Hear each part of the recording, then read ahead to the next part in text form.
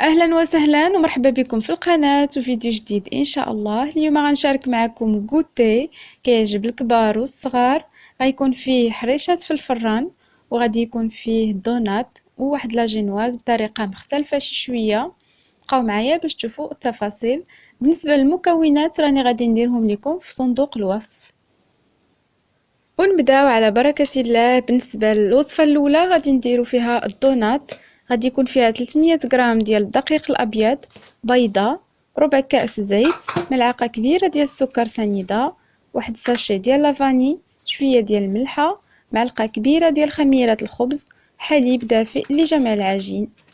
بإمكانكم ديروا غير الماء دافئ حتى هو غادي يجي. هنايا غادي نجمع العجين ونخليه يرتاح.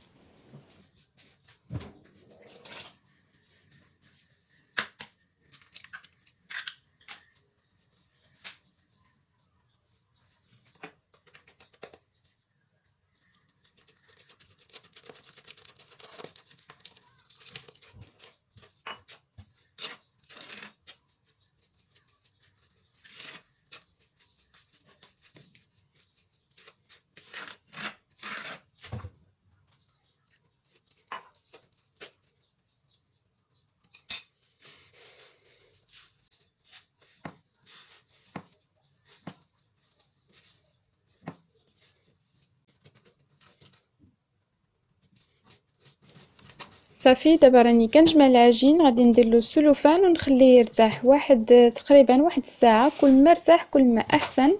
وغادي ندوز باش نحضر واحد لاطاغ جينواز.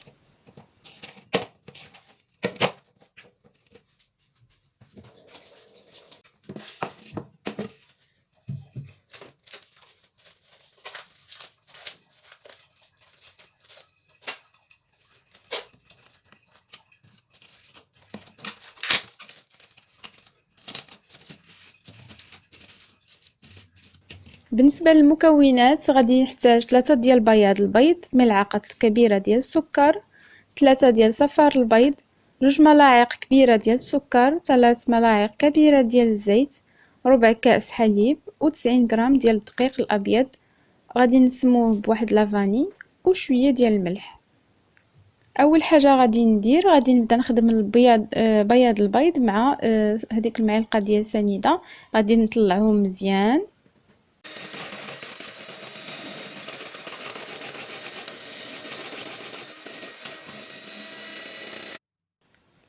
ومن بعد غادي ندوز لصفار البيض حتى هو غادي نطلعوه مع دوك 2 معالق ديال السكر سنيده، و3 المعالق ديال الزيت، وشويه ديال الحليب ربع كاس، والدقيق الابيض اللي قلنا 90 غرام، شويه د لافاني وشويه ديال الملحه.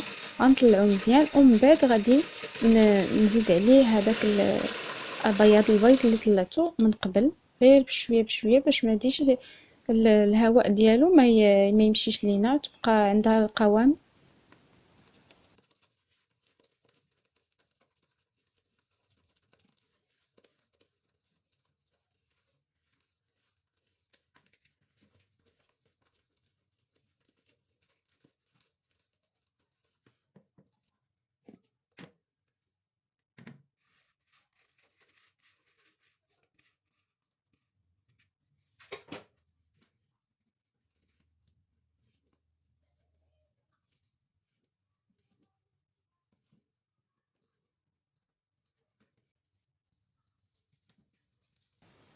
ودابا غادي ناخد المول، غادي نكون دهنته من قبل، وغادي نصب فيه هذاك الخليط ديال لاجينواز.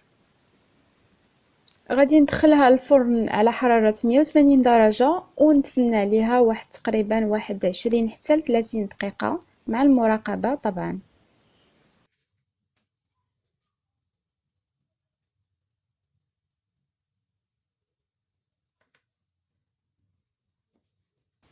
ودابا ارتحت لي العجين ديال الدونات. غادي ندوز باش غادي نحضرهم. غادي نحاول نقسمها على جوج، وغادي نجمعها بشويه ديال الطحين الابيض.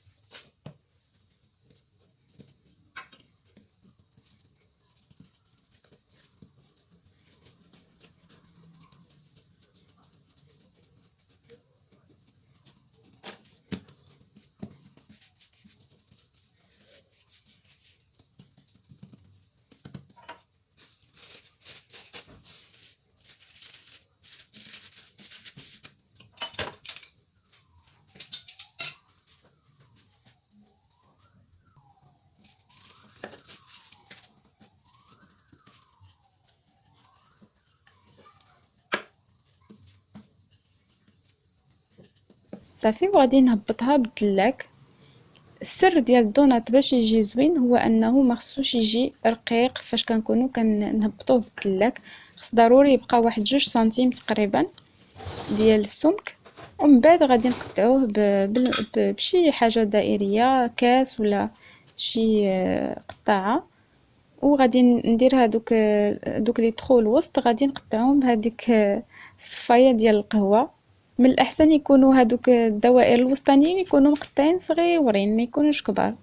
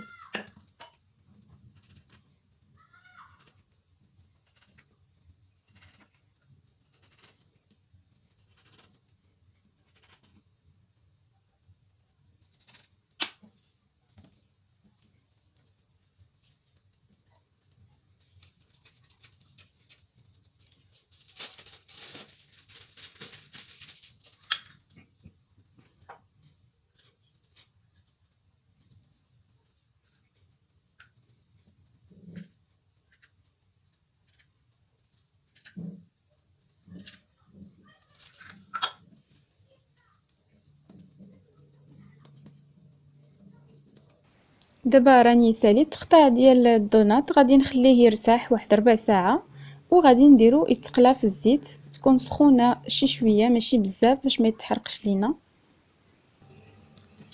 ودابا غادي ندوز نحضر هاد الحريشات اللي غنديرهم في الفران يطيبوا. بالنسبه للمكونات ديال الحريشات غادي نحتاجو نص كيلو ديال السنيده رقيقه، ربع كاس دقيق ابيض، نص كاس ديال الزيت، فاني، ملح، شويه ديال الملحه، وخماره ديال الحلوى من فئه 8 غرام او 7 غرام، جوج ملاعق كبار ديال السكر سنيده، وماء بارد او حليب لجمع الخليط. غادي نخليوها من بعد ما نجمعوها غادي نخليوها ترتاح واحد شويه، ونبداو نشكلوا واحد الكويرات ونمرمدوهم في هذيك السميده السميده الرقيقه صافي. وغادي نديروهم في هذه اللاطه ديال الفران، ونشعلوا عليهم اولا من الفوق، نخليهم حتى يتشقوا شي شويه، ومن بعد نهبطوهم لتحت باش يتحمروا من التحت.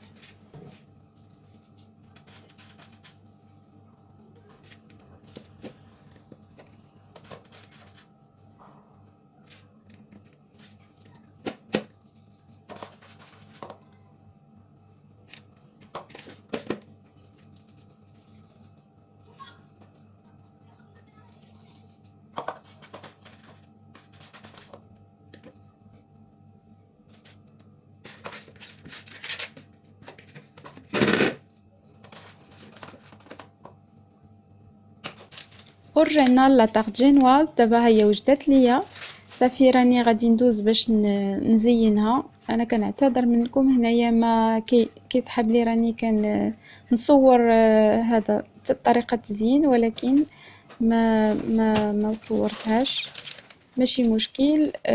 هنايا كنديروا الحليب، درت واحد شويه ديال الحليب مع شوكولا نوار ذوبتهم، ومن بعد زدت ليهم الكاكاو وواحد معلقه كبيره ديال النشا، وخليتهم يطبخوا شويه فوق البوطه صافي حتى اخترت لينا هذاك الخليط وخليته يبرد، ومن بعد خويته على ديك لاطاغ جينواز صافي. وغادي نزينها بواحد البيمو ديال السيجار من الجناب كما كتشوفوا، ودرت شويه الوسط وواحد الفريزه درتها باش تعطي المنظر. وصافي هادشي اللي كاين.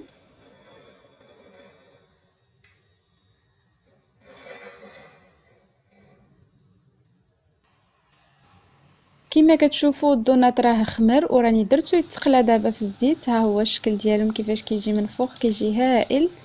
ومن بعد غادي ندوز باش نزينهم. انا هنا زينتهم غير بواحد دانيت ديال الشكلاط وزدت عليهم الفيرميسيل صافي. وشي وحدين درت ليهم خليتهم دوائر بحال دي بيني ودرتهم غير في سنيده.